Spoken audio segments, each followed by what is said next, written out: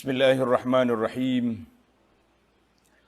Alhamdulillahi rabbil alamin wassalatu wassalamu ala rasuli rabbil alamin. Nabiyyina wa habibina Muhammad ibn Abdullah wa ala alihi wa sahbihi. Wa man sara ala nahjihi wa ihtada bihadihi wa istanna bisunnatihi la yaumiddin. Amma ba'd. Muslimin dan muslimat, para penonton sekalian, Assalamualaikum warahmatullahi wabarakatuh.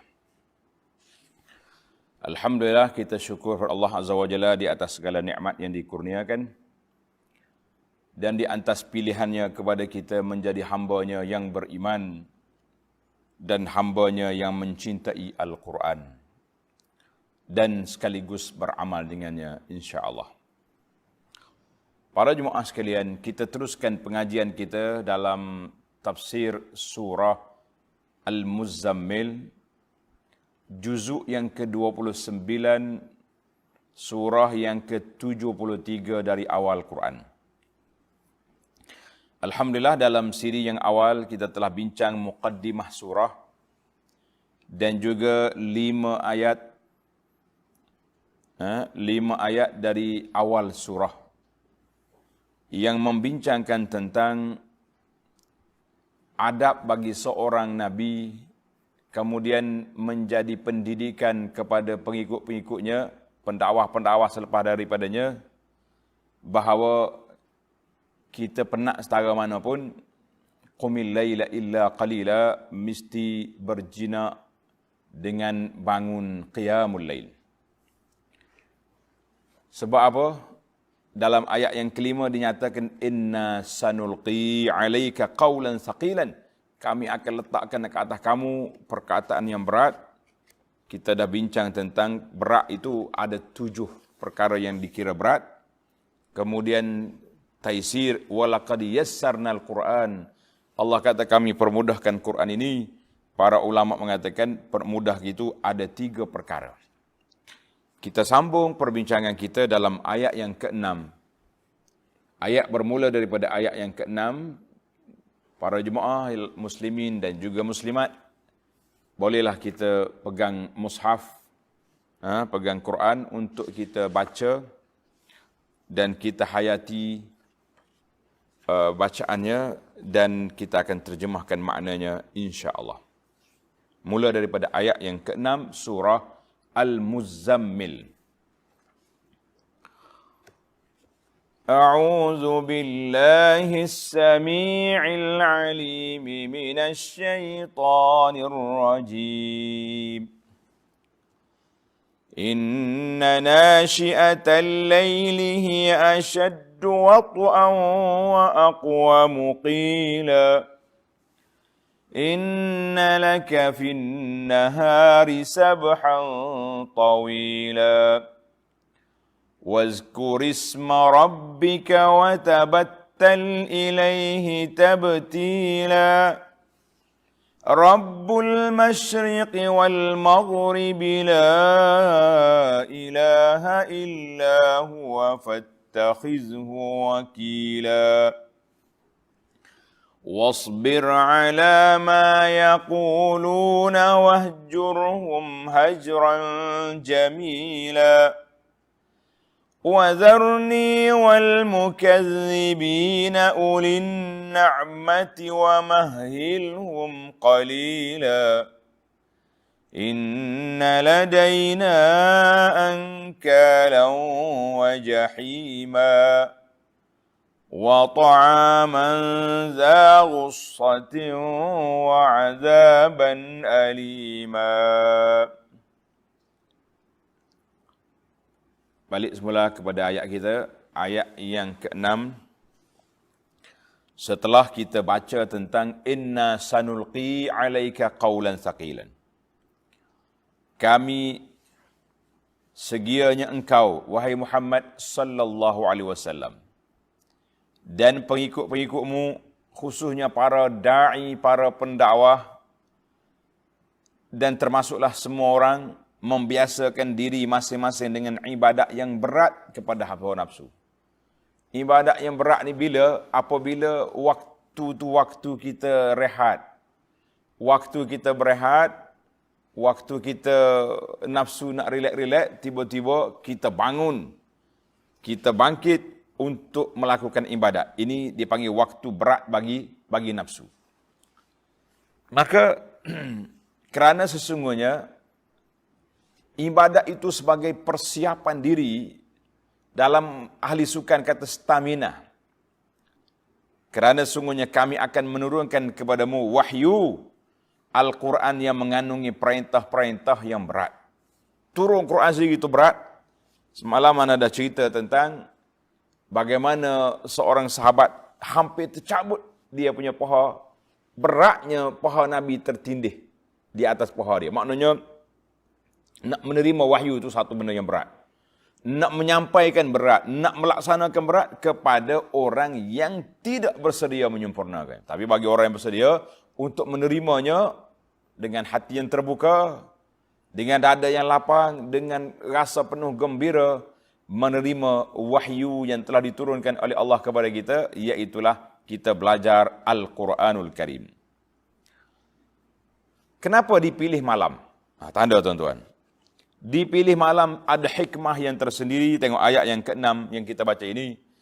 Inna nashi'atal layli hiya ashaddu wat'an wa aqwamu qila. Sebenarnya sembahyang dan ibadat malam lebih kuat kesannya kepada jiwa dan lebih tetap betul bacaan. Jadi bacaan qolak malam ini, nasyiatul lail hiya awqatul lailil mukhtalifah. Ramai di kalangan ulama mengatakan waktu malam yang kiralah daripada awal tengahnya akhirnya, sebab enaknya waktu malam. Itu pendapat yang pertama. Ada yang mengatakan nasyiatul lail ay salatul lail, solat malam. Solat malam itu sendiri. Wan nasyiah, nasyiah mana permulaan. Kama kata inna ansha'nahu insya'a. Jadi ada kata permulaan. Maka nasyiatul lail hiya awqatul lailil mutanawwiyah. Waktu malam yang pelbagai. Awalnya, tengahnya. Sebab itu kalau kita tengok dalam gaya tidur Nabi SAW, dia tidur awal. Kemudian dia bangun. Lepas tu dia rehat sekejap. Lepas tu dia bangun. Itu yang terbaik. Kita hari ni rehat sekejap. Lepas tu tidur. Lepas tu tak bangun. Itu masalah. Tak. Yang kita naknya, kalau kita ada keyakinan lah, boleh rehat sekejap. Bangun solat. Perasa penat, tidur balik. Boleh. Allahu Akbar. Ada juga yang mengatakan nasyiatul lail ini iaitulah bangun ba'da naum, bangun berqiyam selepas tidur. Itu dikira sebagai tahajud. Dalam bahasa istilah solat malam, tahajud. Tahajud ni apa dia? Tahajud itu iaitulah bangun solat selepas tidur. Ramai jemaah yang bertanya, dia kata saya confused lah Ustaz. Mana satu ni qiyamul lail, mana satu tahajud? Kita kata package solat malam bermula daripada selepas solat isyak sampai subuh, itu dia panggil package solat malam. Di bawah dia ada solat yang biasa. Kita tak tidur ni dia panggil solat malam. Oh, saya tidur dah tadi. Bangun ni, nama dia tahajud. Dan dalam sepanjang malam itu ada satu solat nama dia witir. Witir ni kita boleh buat awal, boleh buat di tengah malam, boleh buat di akhir malam. Yang terbaiknya di akhir malam. Kalau pagi Ramadan, kita nama dia Qiyamul Ramadan, nama dia Tarawih. Itu termasuk dalam Qiyamul Lail. Termasuk dalam Qiyamul Lail. Jadi harap para jemaah boleh memahami istilah-istilah yang digunakan ini. Istilah yang digunakan untuk solat malam. Maka di sini para ulama mengatakan insya'uz zikri wal ibadah, memulakan zikir dan ibadat berdiri pada waktu malam, afdal minan nahar, lebih afdal daripada siang. Ibadat sunat ni, sebab siang kita tumpu fokus kepada kerja. Malam kita beri kepada kita dengan Allah Azza wa Jalla. Kata di para pendakwa, fursanun bin nahar wa ruhbanun fil lail. Tengah harinya ahli perang yang hebat, malamnya ahli ibadat, kan? Ada yang mengatakan asyaddu wat'a. Ibadat malam itu lebih kuat kesannya kepada jiwa. Ai asyaddu atharan fin nafsi. Lebih kuat kesannya kepada jiwa. Maknanya orang yang beribadat malam ni sebab jiwa tenang. Tak ada siapa tahu. Yang tahunya zaman kita hari ni siapa dia tahu? Syekh Facebook tahu. Ini bahaya. Orang yang bangun malam jangan cuba-cuba nak dedahkan rahsia dia kepada manusia. Cukuplah sebagaimana kata Imam Syafi'i rahimahullahu taala, tanda kata-kata ini. Imam Syafi'i kata, siapa dia nak Allah Taala lapangkan dadanya, cerahkan hatinya, rasa kemanisan untuk beribadat, maka dia kena buat 3 perkara. Yang pertama, tinggalkan perkara yang tak ada faedah. Kita ni hak tak ada faedah tu banyak. Duk tayang orang tu, tayangkan orang ni kan. Yang kedua, jauhi dosa-dosa dan maksiat. Kalau ada dosa, taubat. Yang akan datang jangan buat. Yang ketiga, wal yakun bainahu wa baina rabbih khabiyatun min amalin. Hendaklah ada di antara dia dengan Allah rahsia yang tersembunyi. Inilah di antaranya ibadat malam. Orang tak tahu, jangan beritahu pada siapa-siapa. Kalau boleh lampu pun kita tak apa cerah, silap ya. Yang penting kita ibadat malam. Ini malang lah zaman kita hari ni. Zaman perusak keikhlasan ini, iaitulah melalui Facebook atau grup. Tak ada cerah lagi, siap dah. Mengantuk pagi ni. Ambil gambar mata tengah merah. Kenapa? Member tanya. Tahajud jam 3:30 pagi. Rusak.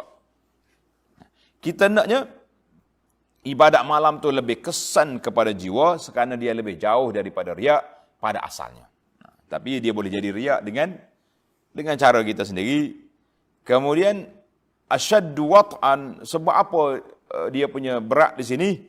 Kerana manusia ni bila nak bangun malam susah. Kan? Bila susah, kita perlu kepada mujahadah. Dan dia nak pula bangun solat malam ni seorang-seorang. Bukan berjamaah. Kita ni kalau ramai-ramai, kita rasa kuat. Sebab itu di antara disyariatkan hikmah, disyariatkan salatul jamaah. Bila kita mari masjid, kita rasa kuat. Ada imamnya, ada bilalnya, ada makmumnya. Kalau lagi ramai, lagi hebat kan. Orang duduk bangga, ada masjidnya ramai solat subuh berjamaah. Bangga dengan cerita. Bangga dengan share. Orang tanya, mu hak share tu pergi solat subuh ke tak? Ada lagi, baru duduk share baru. Akhir sekali, mati dengan share. Nak kata apa? Dan ada yang mengatakan, asyaddu wata'an. Maknanya, lebih kuat kesan dia tu, kalaulah kita bangun, dan wa aqwamu qilan, kita juga dengan perkataan kita, artinya connecting dua. Mulut kata, lidah berkata, hati tafakur, hati menghayati bacaan, itu lebih kuat dia punya kesan, lebih kuat daripada kesan. Tapi kalau kita baca Quran saja, alhamdulillahirabbil alamin, tidak faham, boleh pahala baca je lah. Tapi kesan kepada jiwa mungkin tidak memberi bekas yang banyak, yang tinggi, sebab kita tidak memahami apa yang kita kata. Baiklah para jemaah sekalian, maka dalam ayat ini Allah SWT telah peringatkan kepada kita, nasyiatal laili hiya asyaddu wat'an wa aqwamu qilan, dan juga lebih tetap betul bacaannya. Maknanya kita jangan gopoh-gopoh, jangan orang Kelantan kata jangan duk belorak, baca molek-molek, baca biar faham, kan? Maka itu yang terbaik. Kenapa pula? Siang untuk apa? Tengok ayat 7. Dalam Islam ni komprehensif kata orang. Holistik dia punya dakwah, dia punya cara pendidikan. Malam kita khususkan untuk ibadat, bukan untuk makan 24 jam. Sekarang ni rusak fitrah. Sebab itulah saya sangat gembira bila mari PKP, kedai-kedai makan ditutup pada pukul 7 petang. Kita cukup malam kita beribadat. Cuma nak pergi masjid tak boleh, terhalang sekejap. Sebab waktu tu, waktu untuk kita bermunajat kepada Allah Ta'ala, beribadat, baca Quran kan. Ni pukul berapa nak pergi makan malam ni? Pukul 12.30. Di mana? Di restoran sekian-sekian. Balik pukul 3 pagi. Tidur tak bangun subuh. Nak kata apa? Dia kata, Ustaz jangan tuduh. Kami walaupun balik pukul 4 pagi, kami solat subuh. Ada yang nak solat. Tapi yang mencari alasan mengantuk, ramai lagi. Kita jangan mempertahankan untuk semua orang. Untuk diri awak, kata tak apa. Saya istiqamah, walau balik pukul 3 pagi, tetap salat subuh berjalan. Kita kata untuk awak, tapi untuk orang lain yang balik pukul 2 pagi, pukul 12 malam pun balik tidur lah. Kan? Allah sebut dalam ayat yang ketujuh, Inna laka fin nahari sabhan tawila. Kami galakkan engkau, wahai Muhammad sallallahu alaihi wasallam dan umatmu, beribadat pada waktu malam. Kenapa? Tanda. Ini dia panggil bayanul illah. Dalam bahasa kita mengaji ilmu usul, maknanya hukum dengan sebabnya. Kita ni kalau kita larang saja, kenapa tak boleh pergi masjid? Peraturan, PKP. Tak puas hati kita. Kenapa tak boleh pergi masjid? Kerana waktu pandemik, waktu wabak penyakit, dibimbangi takut berjangkit. Bila masjid terbuka, kita tak tahu siapa dia mari. Sebab itulah pihak peraturan kata kena tulis nama, kena ambil nombor telefon, kena tulis kad pengenalan. Kalau apa-apa boleh dicari. Itu dia panggil nyata sebab. Bila orang tahu sebab, oh maaflah, meniti air mata sedih. Tapi kita tahu sebab, kita boleh menerima. Allah Ta'ala, itu dia panggil al-hukum ma'al illah. Dan ada kalanya Tuhan tak beritahu sebab pun. Dia suruh buat je. Para ulama cuba mengkaji, menggali, mencari hikmah. Maka ada yang jumpa, ada tak jumpa. Kalau tuan-tuan nak tengok dari sudut hikmah secara ringkas-ringkasnya, tuan-tuan dan puan-puan boleh tengok buku yang saya usahakan terjemahannya. Nama dia Keindahan Islam. Tengok dalam dartaibah.com tu. Keindahan Islam. Dalam buku ni kita bincang banyak tentang hikmah di sebalik arahan, hikmah di sebalik larangan. Masya Allah, kalau orang menghayati, banyak perkara yang kita dapat. Dan kita boleh tambah lagi. Banyak lagi kitab-kitab lain. Cuma ini orang panggil secara ringkas sebagai permulaan. Alhamdulillah. Inna laka fin nahari sabhan tawila. Kerana sesungguhnya engkau pada siang hari mempunyai urusan-urusan yang panjang kira bicaranya. Betul tak? Tengah hari banyak kerja. Daripada pagi keluar rumah, pergi pejabat, pergi ke sekolah, pergi ke kebun, pergi ke laut, pergi ke sungai, pergi menoreh, macam-macam pergi. Pergi ke pasar, kan? Maka ambillah untuk dunia. Wala tansa nasibaka minad dunya. Allah sebut mu jangan lupa bahagianmu dalam dunia. Tapi untuk akhirat tumpukan pada waktu malam. Allah kata sini sabhan tawilan. As-sabhut tawil daripada jawami al-kalim al-Qur'ani. Daripada kalimah Quran yang pendek tapi panjang makna dia. Maknanya kalimah as-sabhah ma'khudatun min sabaha yasbah. Sabaha yasbah ni ambil daripada berenang. Orang duk berenang, pergi mari tu, itu dia panggil berenang dalam air. Mana orang duk dalam air ni, dia bergerak semua. Kita nampak ya dia tenang tu. Tapi semua gerak, kaki duk gerak bawah takut hanyut. Kan? Tangan takut tenggelam. Sebab tu ada seorang pendakwah ni, dia kata, maaflah, saya suka sebut kata-kata ini sebab ada pengajaran.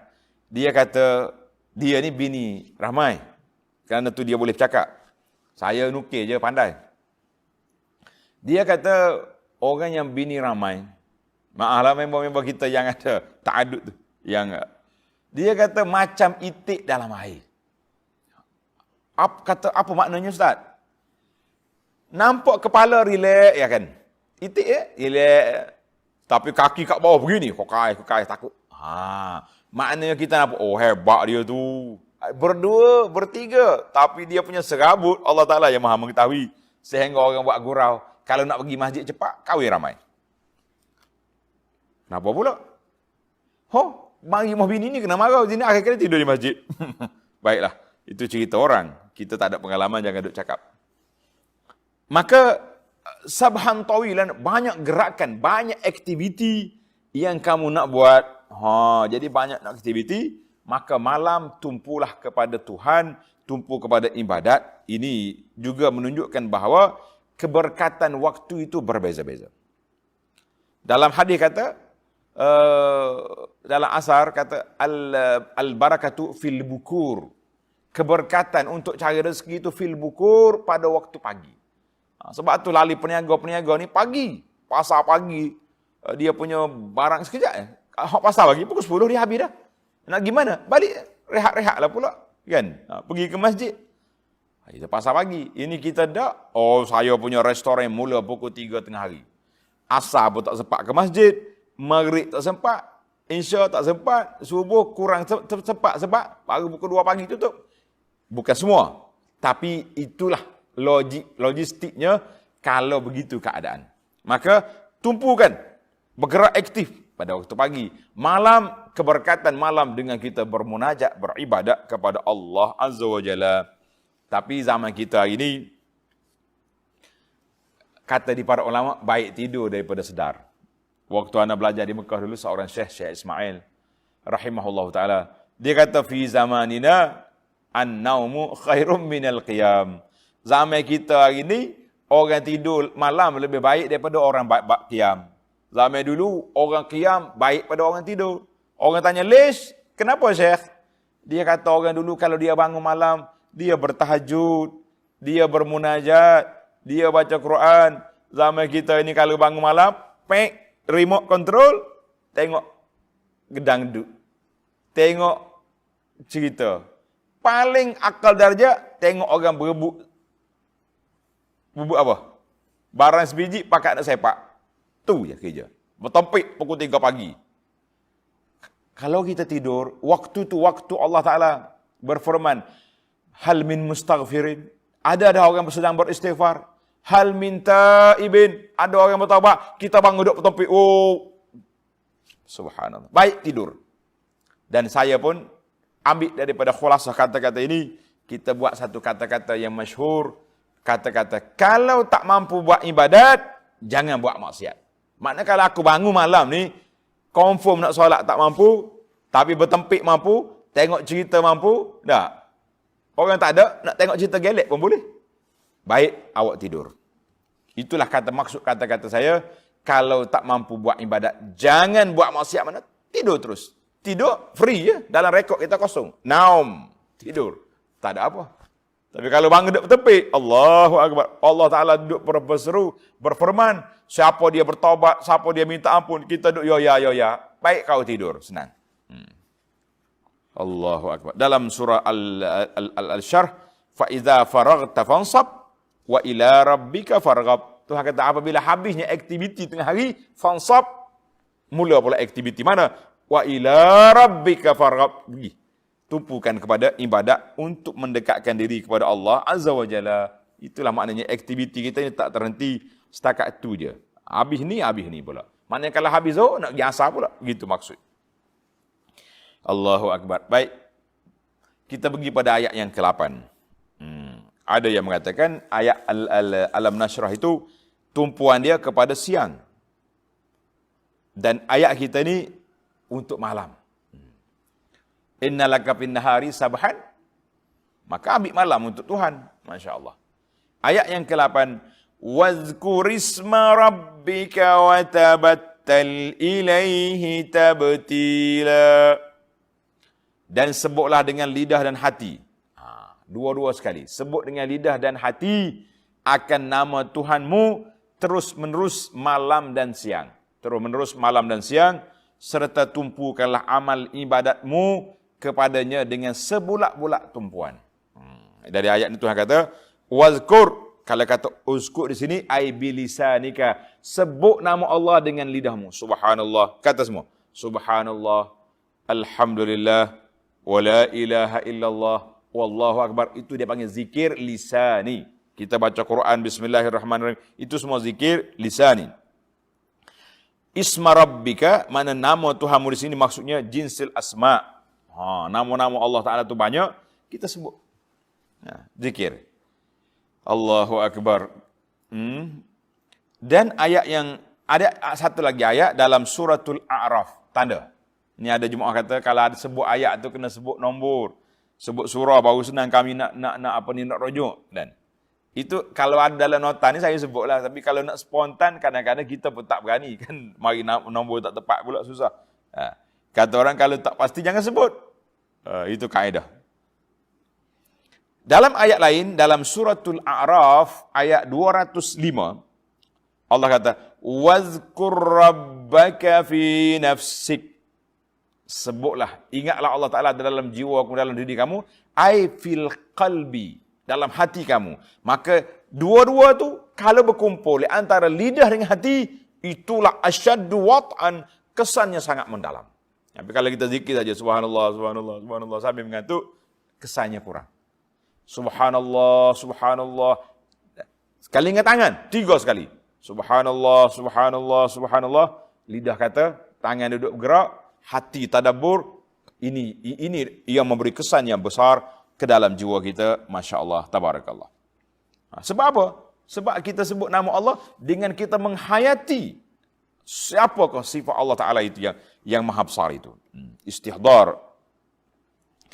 Maknanya maksud dianya sebutlah nama Allah dalam qiyamul lail dan juga dalam qiyamun nahar. Sebab apa? Kata di Aisyah radhiyallahu anha, annan nabiyya sallallahu alaihi wasallam kana yazkurullah ala kulli ahyanihi. Nabi kita selalu ingat mengingati Allah, menyebut nama Allah dalam semua keadaan, kecuali ketika dalam tandas. Itu je.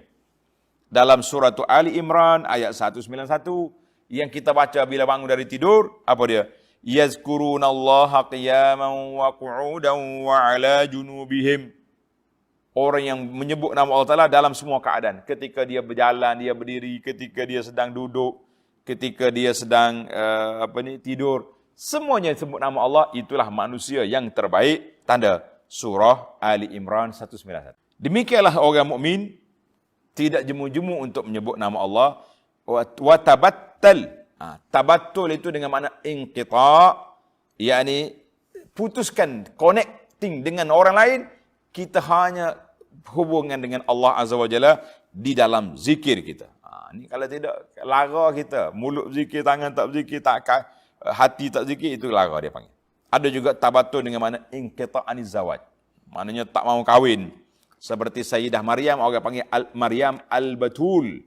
Maryam al-Batul. Dan juga Fatimah juga dikenali dengan nama Fatimah Az-Zahra, Fatimah Al-Batul. Al-Batul di sini makna orang yang kuat beribadat. Kuat beribadat. Jadi ada makna dua lah. Kuat beribadat ataupun orang yang tak kahwin. Tapi yang maksud ayat ini naknya watabattal ai inqita'anin nas, putuskan dengan manusia, kita hanya berhubung dengan Allah Azza wa Jalla. Saya di awal-awal mari COVID-19, kita kata kita terputus sekejap dengan masjid, tetapi kita tidak putus dengan Rabbul Masajid, dengan Tuhan masjid-masjid semua sekali. Jadi jangan bimbang. Waktu itulah kata di para penyair kata, kalau kamu tak mampu pergi ke Baitullah, kan? Kalau kamu tak mampu pergi ke rumah Allah di Mekah, tapi kita kena ingat Allah ada bersama dengan kita. Kita sembah Allah walaupun tidak berada di tempat dia. Semalam dalam khutbah saya semalam, saya cerita ulas tentang keputusan kerajaan Malaysia tidak menghantar jemaah haji pada tahun ini 1441 walaupun dengan penuh rasa sebab, tapi kita baca dalam sejarah, pernah berlaku dalam sejarah dunia ini sudah 40 kali, maknanya 40 tahun orang tak pergi haji ke Mekah. Mungkin ada sebahagiannya lockdown terus, maknanya semua sekali orang tak pergi di zaman Qaramitah, dan ada kalanya dia pergi tetapi tidak ramai, orang Mekah je pergi, orang lain tak sampai. Itu dia panggil cerita. Maka putusnya kita dengan Arafah, tapi kita tidak putus dengan Rabbul Bait, dengan Tuhan rumah ini. Allahu Akbar. Jadi baiklah para jemaah sekalian, kita pergi kepada ayat yang seterusnya, ayat yang 9. Rabbul masyriqi wal maghribi la ilaha illa huwa fattakhizhu wakila. Dialah Tuhan yang menguasai timur dan barat. Tiada Tuhan melainkan Allah, maka jadikanlah dia penjaga yang menyempurnakan urusanmu. Tuhan kata, aku belaka timur dengan barat. Dalam siri yang lepas, kita dah bincang tentang Allah Taala sebut dalam surah Al-Ma'arij. Tuan-tuan tengok balik dalam surah Al-Ma'arij ayat 40. Rabbul masyariqi wal magharib. Dia guna jamak. Rabbul Masyariq wal timur-timur, barat-barat, semua Allah Ta'ala berlaku. Dalam ayat yang saya surah Ar-Rahman, Rabbul Masyriqaini wa Rabbul Maghribaini, kita dah bincang dalam surah Jin. Maknanya dalam surah ini duk cerita tentang ini jin dengan manusia, maka dua-dua alam, alam timur jin, alam timur manusia sama. Tapi dalam ayat ini Allah Ta'ala ifrad. Rabbul Masyriqi wal Maghrib, Tuhan timur dan barat. Kenapa? Ini dia panggil ilmu tadabbur. Sebabnya di ayat ini al-ifradu bil ibadah. Allah Ta'ala nak suruh kamu satukan, esakan Allah hanya kepada Allah kamu beribadat, maka Allah Ta'ala guna lafaz mufrad. Rabbul Masyriq wa Rabbul Maghrib. Dia sahaja Tuhan kepada timur, Allah sahaja Tuhan kepada barat. Tuhan kata apa? La ilaha illahu. Tidak ada Tuhan yang berhak disembah kecuali Dia. Kata di para ulama tadabbur, ayat ini menunjukkan kepada tauhid kepada Allah, maka diifradkan lafaz masyriq maghrib. Fattakhizhu wakila. Oleh kerana kita yakin Allah Ta'ala saja yang menguasai, maka jadikanlah Dia sebagai wakil, penjaga yang menyempurnakan urusan kamu. Masya Allah, tabarakallah. Di sini kata di para ulama menunjukkan bahawa Allah Ta'ala itu Tuhan kepada masa dan Tuhan kepada tempat. Hak Dia belaka. Yang Dia belaka, kalau nak kata sebut tempat lambat, tapi dia sebut jihad. Tuan barat, timur, hak Dia belaka. Maknanya tempat naik matahari, tempat turun matahari, itu dikuasai oleh Allah Azza wa Jalla, menunjukkan kepada waktu. Mu ada pagi, kamu ada petang. Ada siang, ada malam. Di awal ayat tadi Allah bagi dua. Siang, fattakhizhu sabila. Dalam ayat kita baca tadi, innalaka fin nahari sabhan tawila. Pergi sana sini. Tapi malam, la inna nasyi'atal laili hiya asyaddu wata'an. Malam kita berhubung dengan Allah Azza wa Jalla. Maka dalam ayat ini Allah perintahkan fattakhizhu wakila. Jadilah Allah Ta'ala itu sebagai wakil yang menguruskan urusan kamu. Maka dalam ayat ini Allah Ta'ala kembar dua, al-ibadah wat tawakkul. Ibadat dan bertawakal pada Allah, inilah darjat yang tinggi. Darjat ibadat dan tawakal. Ada setengah orang ibadat juga, tapi tawakal tak apa ada.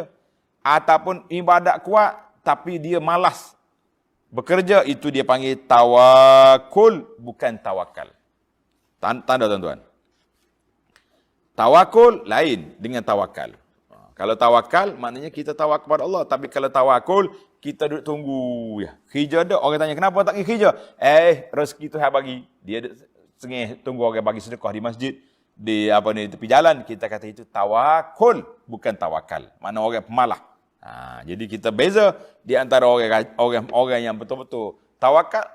Kan bila orang tanya tentang untuk Nabi kata, aqilha wa tawakal. Ikat, tawakal. Mana kamu pergi bekerja, letak bini pokok-pokok tu atas sana, biar dia tumbuh. Kalau tak tumbuh juga, mana kita serah kepada Allah Ta'ala. Tapi kita ada usahakan. Ayat yang ke-10. Wasbir ala ma yaquluna wahjurhum hajran jamila. Allahu Akbar. Dan bersabarlah menghadapi apa yang dikatakan oleh mereka yang menentangmu.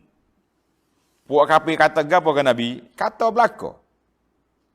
4 poin ataupun 5 je tuduhan dia. Saya berterupa dia daripada zaman Nabi Nuh sampai zaman Nabi Muhammad sallallahu alaihi wasallam, dia punya tuduhan tanda sihir, syair, penyair, kahin, tukang tilik, tukang nujum, majnun, gila. Tu ya. Tuduhan dia para anbiya alaihi wassallam dituduh oleh penuduh-penuduh gila, tukang nujum, ahli syair, sihir. Nak kata apa? Orang gila apa dia tahu? Dia kenal orang tak gila. Tapi masalahnya kita tak gila tapi tak kenal orang gila. Ni masalahnya. Gila ni macam-macam tuan-tuan. Orang Arab kata al-jununu funun. Tanda sikit. Kata-kata Arab ni menarik. Al-jununu funun. Gila tu banyak jenis. Ada gila nak bini, nak orang tina. Gila. Nah. Mabuk-mabuk nah dia. Hak lebih gila lagi, gila ke bini orang. Ada lagi dahsyat. Saya ni tak kira dah. Asalkan projek bisnes berjalan, itu gila ke kerja. Gila ke dunia, tak kira halal haram. Ada juga orang gila malik. Oh dia tu gila sungguh nampak mengaji. Hak ni gila betul ni. Ada kuliah subuh pun dia ada, kuliah zuhur ada, kuliah duha, maghrib ada, bawa kitab menulis. Itu gila belajar tak apa. Satu lagi dia panggil gila-gila. Itu gila-gila lain cerita. Oh gila-gila dia ni buat. Kerja gila-gila. Tapi kalau gila-gila mana lain. Satu lagi dia panggil gila nak ke jawatan. Ni gila juga ni. Allah habis orang. Hari ni pakak esok balah macam-macam timbul atas dunia ni.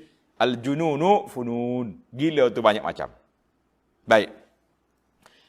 Nabi Allah Ta'ala perintah Nabi wasbir ala ma yaqul, sabarlah Muhammad sallallahu alaihi wasallam. Kita para pendakwah juga kita sabar menghadapi apa yang dikatakan oleh mereka yang menentangmu dan jauhkanlah dirimu dari mereka dengan cara yang baik. Yang pertama Allah suruh sabar.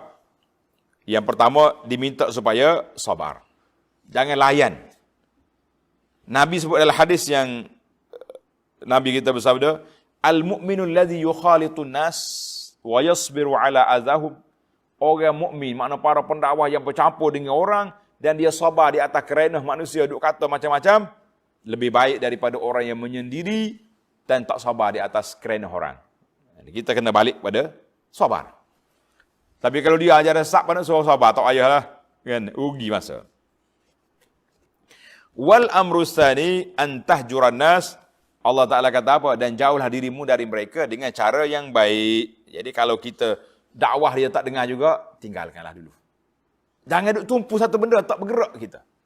Kita ni duk tumpu satu benda, contohnya kita jalan perjalanan, di tengah jalan ni ada akabat. Ada kayu terbalik ke, ada benda batang yang menghalang. Mana kita jangan duk tunggu situ.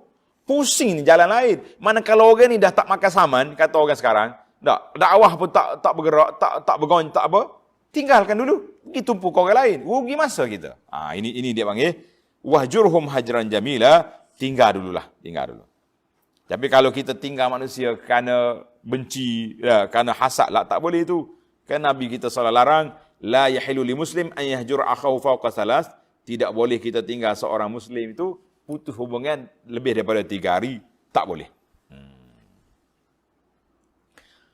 Kita tengoklah grup mana kita duduk. Kalau grup orang duduk mengumpat je, lari, jangan duduk situ.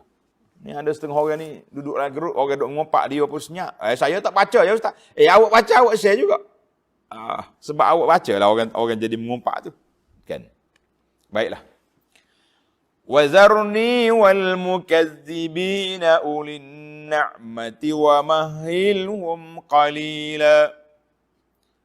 Dan biarkanlah aku sahaja dengan orang-orang yang mendustakan bawaanmu itu.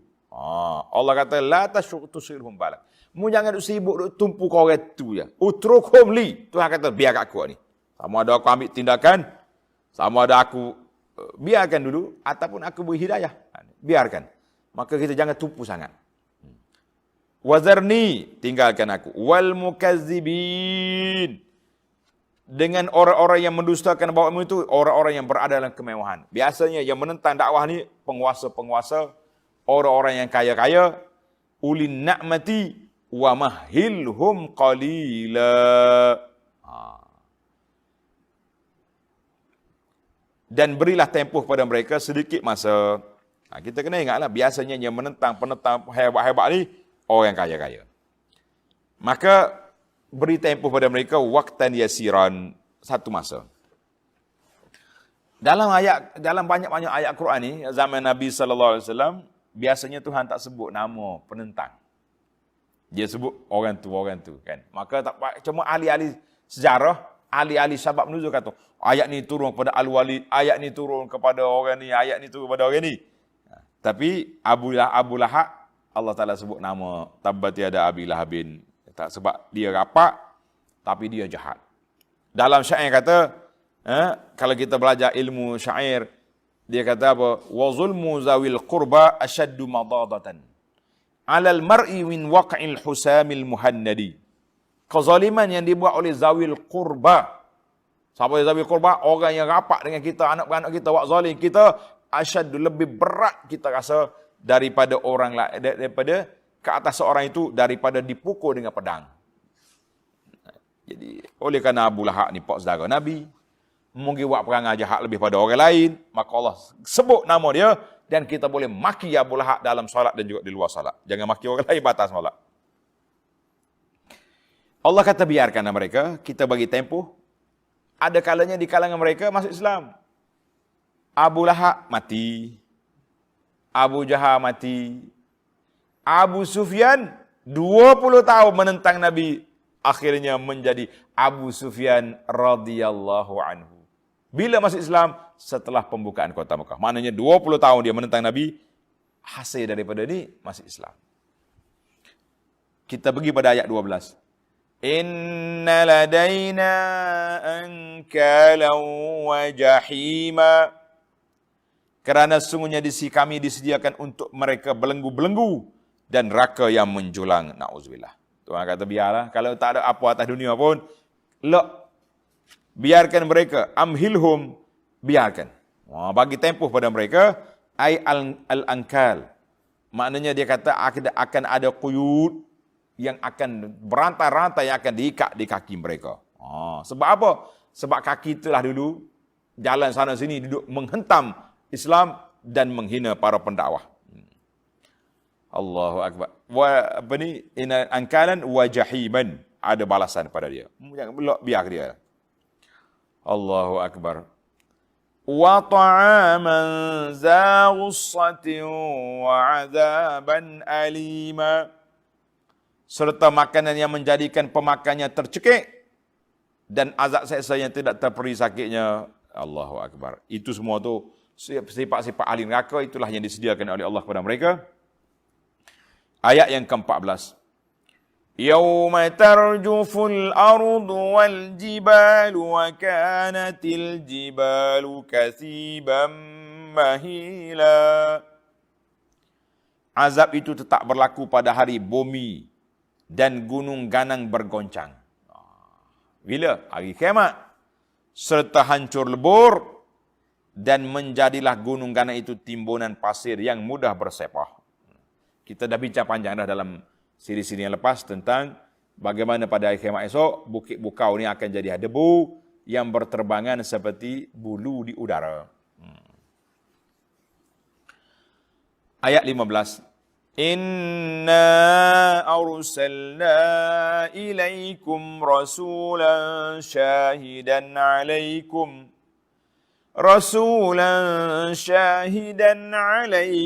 kama arsalna ila fir'auna rasula. Sesungguhnya kami telah mengutuskan kepada kamu wahai umat Muhammad sallallahu alaihi wasallam seorang rasul yang menjadi saksi terhadap kamu tentang orang yang mematuhi atau menolak seruannya. Kita ingatlah. Sebagaimana kami mengutuskan kepada Fir'aun seorang rasul. Allah Ta'ala sebut nama Fir'aun di sini. Kan? Inna asana Fir'aun. Tapi dia tak sebut siapa? Tak sebut Nabi Musa. Cuma di zaman Nabi SAW ada juga Fir'aun. Nama dia Fir'aun Hazil Ummah. Siapa dia? Abu Jahal. Maka sebab apa disebut cerita Fir'aun di sini? Kerana Fir'aun dengan Quraisy Mekah ada persamaan di dalam teknik-teknik, strategi-strategi penentangan dakwah Nabi SAW. Kalau Fir'aun hina Nabi Musa, kan? Kerana anak angkat dia. Orang Quraisy kata, Nabi ni anak Abi Kabsyah, anak pengembala kambing. Jadi kalau kita senaraikan persamaan-persamaan Quraisy dengan apa yang dibuat oleh Fir'aun dulu, ada persamaan di situ. Nabi kita orang miskin, contohnya. Nak kata apa? Tapi ingat, Quraisy kalau buat perang dengan Fir'aun, apa jadi? Fa'asa Fir'aunur Rasul fa'akhadnahu akhdan wabila. Maka Fir'aun yang berhaka kepada Rasul itu, Nabi Musa, lalu kami menyeksakannya dengan azab seksa yang seberat-beratnya. Maknanya munghir puak kafir Mekah, kalau buat perangai yang sama, tunggu. فَكَيْفَ تَتَّقُونَ إِن كَفَرْتُمْ يَوْمًا يَجْعَلُ الْوِلْدَانَ شِيبًا. Sekiranya kamu tidak ditimpa azab di dunia, selamat di dunia, lawan Nabi, lawan Islam, lawan ni, relax. Pengikut makin ramai, maka bagaimana kamu dapat memelihara dan menyelamatkan diri dari kami? Tak boleh, kan? Jika kamu kufur ingkar dari azab hari yang huru haranya menyebabkan kanak-kanak menjadi tua dan beruban. Ingat molek?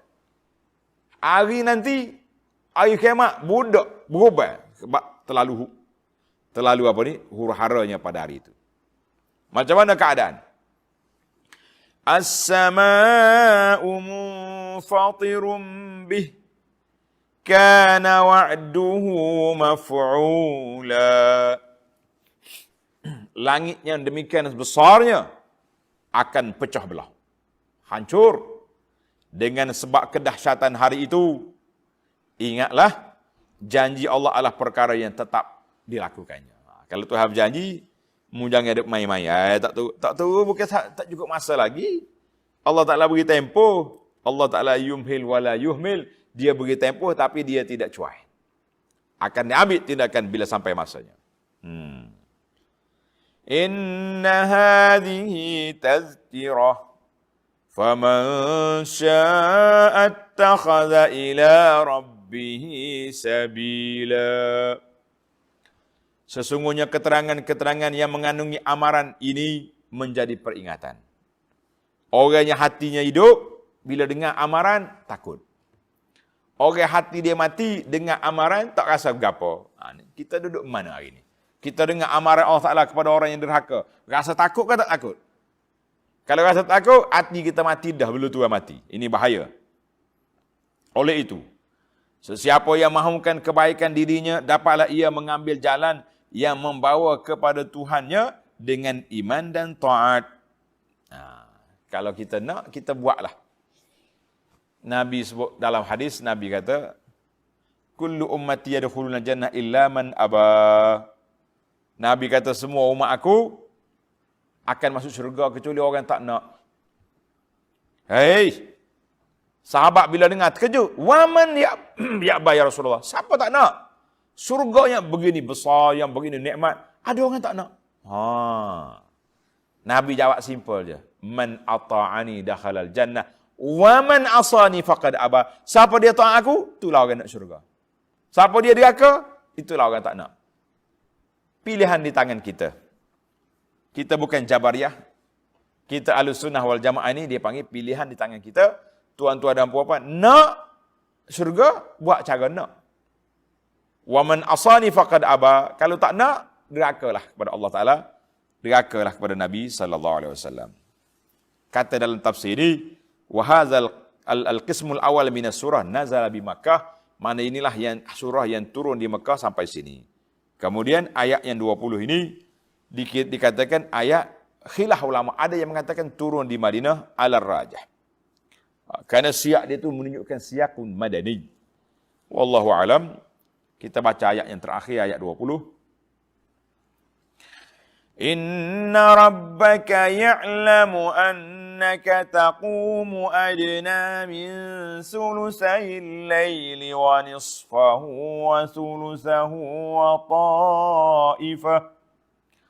wa ta'ifatum minal ladhina ma'ak. Wallahu yuqaddirul layla wan nahar. علم أن لن تحصوه فتاب عليكم فاقرؤوا ما تيسر من القرآن علم أن سيكون منكم مرضى وآخرون يضربون في الأرض يبتغون من فضل الله وآخرون يقاتلون في سبيل الله فاقرؤوا ما تيسر منه وأقيموا الصلاة وآتوا الزكاة وأقرضوا الله قرضا حسنا وما تقدموا لأنفسكم من خير تجدوه عند الله هو خيرا وأعظم أجرا واستغفروا الله إن الله غفور رحيم.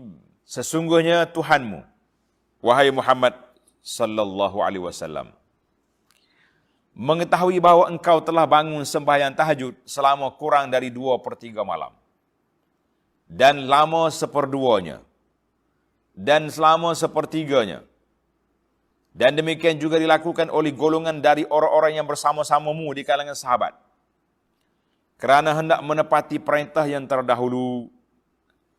Jadi perintah 1/3, 1/2 ni macam mana kita nak kira secara tepat? Susah, kan?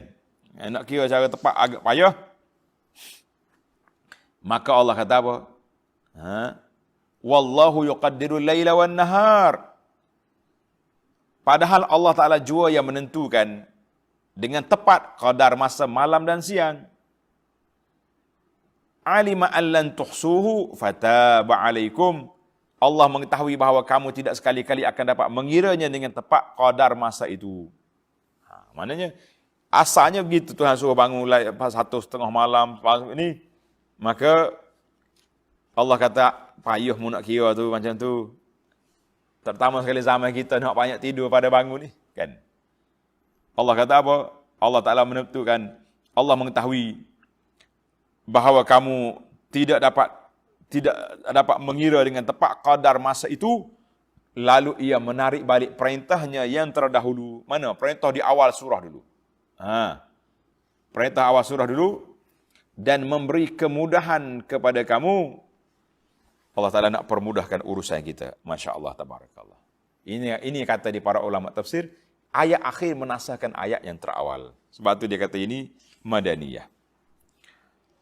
Maka Tuhan kata apa? Oleh itu, bacalah faqra'u ma tayassara minal Quran. Bacalah mana-mana yang mudah kamu dapat membacanya dari Al-Quran dalam solat kamu. Jangan terikat dengan surah tu surah ni. Yang mana kita ingat, faqra'u ma tayassara, apa yang kamu hafal. Mana sahabat-sahabat ni ramai hafal Quran. Bila mari zaman kita ini, zaman PKP, COVID ni tak lagi masjid, saya bagi motivasi awal kepada bakal-bakal imam tarawih pada masa tu. Anda kata, bacalah surah yang kamu ingat. Faqra'u ma tayassara minal Quran. Bacalah daripada ayat yang kita ingat. Jangan duk berat ni, saya beli dah buku ni. Format solat tarawih. Surah ni, baca ni. Kita kata semua itu tidak terdapat, tidak warid dalam sunnah Nabi. Kita ambil pegang pada ayat Al-Quran. Tuhan kata, faqra'u ma tayassara. Bacalah apa yang kamu senang, apa yang kamu ingat. Kemudian Allah kata apa? Allah juga mengetahui bahawa akan ada di antara kamu orang-orang yang sakit. Lepas pada ni orang ramai ada sakit.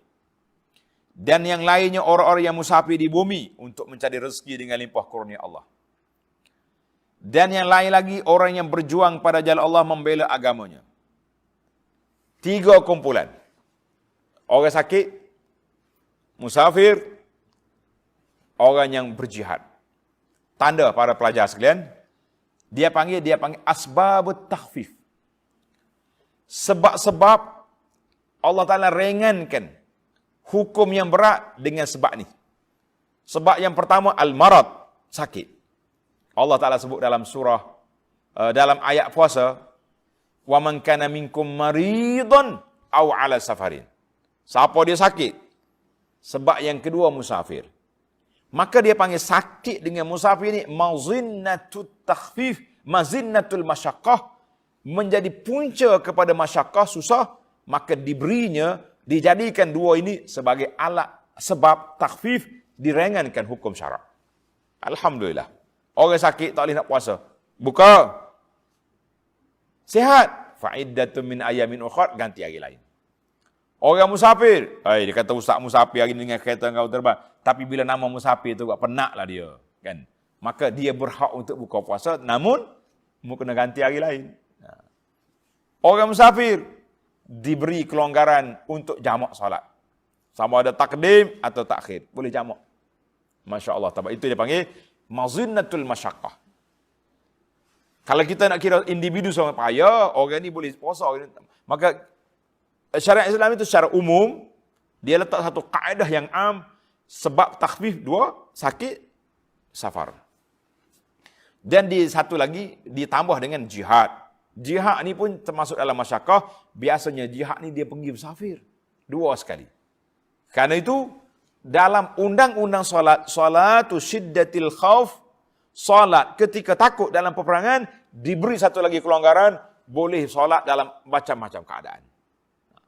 Gile-gile, itu kalau musuh depan, kalau musuh ada kiblat macam mana? Tengah berperang, tengah solat, musuh serang, lawan, melompat bawa pedang, tembak, boleh je. Itu dipanggil masyaqqah. Mari zaman Covid, masyaqqah ke tidak? Masyaqqah, sebab nak jaga ad-daruriyatil khamsah, nak jaga diri, jaga nyawa, jaga kesihatan, maka para penguasa agama negeri-negeri buat ketetapan. Boleh solat 40 orang, boleh solat 8 orang, boleh solat 12 orang. Semuanya kita dengar belaka tahun ni. Saya dalam perbincangan saya dengan para imam-imam, macam mana ni ustaz solat jemaah 12 rakaat, 12 jemaah. Ada imam yang tak nak buat.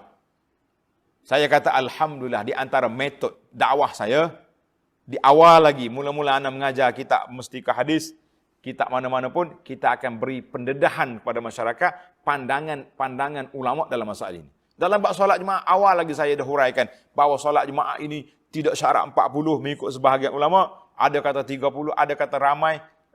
Salah seorang daripada imam besar dalam mazhab Syafi'i, nama dia Imam Suyuti, tulis sebuah kitab, Daw'us Syam'ah, tentang hari hukum hari Jumaat contohnya. Dia sebut, dia juga memilih pandangan mazhab lain yang mengatakan boleh je solat Jumaat asalkan ramai. Kita kata alhamdulillah tahun ni terlaksana apa yang kita belajar selama ini. Dulu orang komplain, ustaz ni nak mencelaru ke orang. Saya kata saya bukan mencelaru, saya nak menjelaskan kepada orang ini undang-undang. Dalam fiqh kita luas. Alhamdulillah keluasan itu telah diguna pakai pada tahun ini.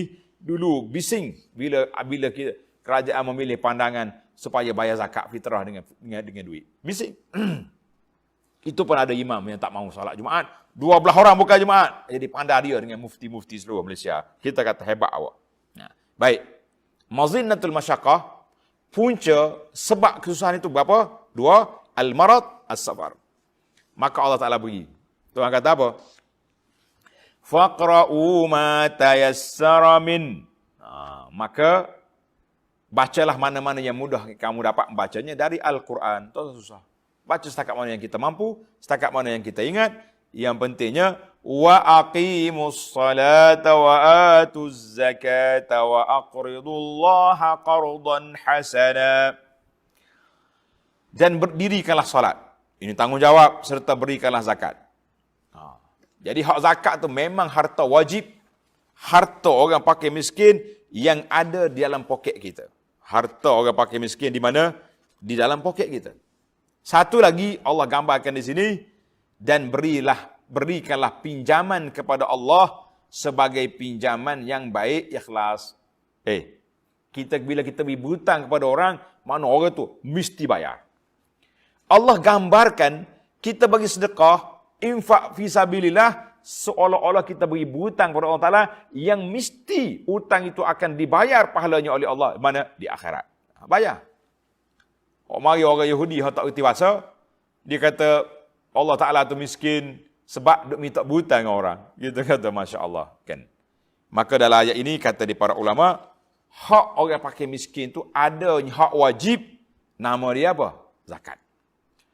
Ada hak sunat, nama dia apa? Sumbangan. Dan yang sunat boleh menjadi wajib bila? Kalau keadaan terdesak. Orang pakai miskin ni tak ada makanan. Kita kaya raya. Basah malah. Tak mau kerja. Haram, berdosa. Sebab mereka tak ada makan, kita makan. Ingat baik-baik. Maka kita kena kerja. Dan ayat yang seterusnya, وَمَا تُقَدِّمُوا لِأَنفُسِكُم مِّنْ خَيْرٍ تَجِدُوهُ عِندَ اللَّهِ هُوَ خَيْرًا وَأَعْظَمَ أَجْرًا. Dan ingatlah, apa jua kebaikan yang kamu kerjakan sebagai bekalan untuk diri kamu, mana hak kita sedekah, hak kita buat baik, hak kita buat benda-benda ibadat kepada Allah Ta'ala, Allah kata apa? Tentulah akan mendapat balasannya pada sisi Allah. Mu jangan bimbang.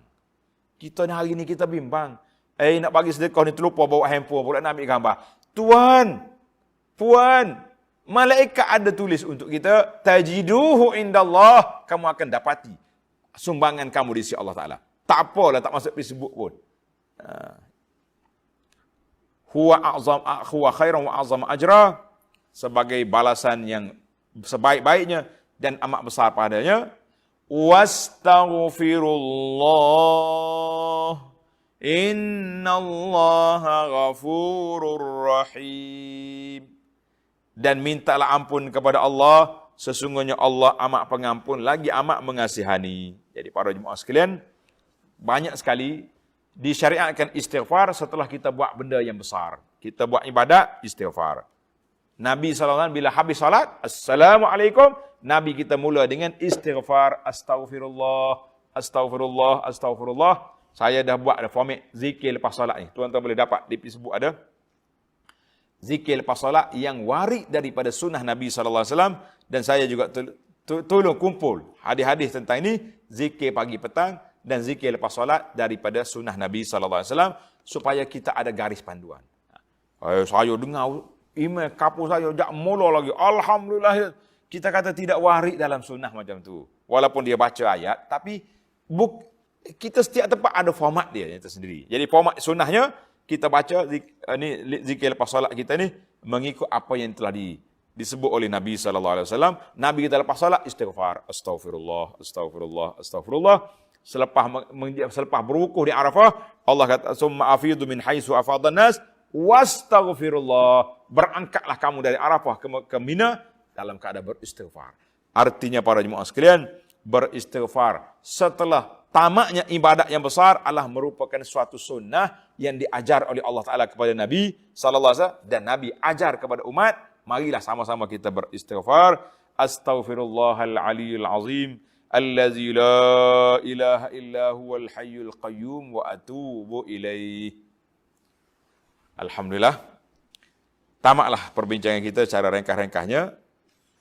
Surah Al-Muzammil, insya-Allah kita akan teruskan pengajian kita dalam surah Al-Muddathir, insya-Allah.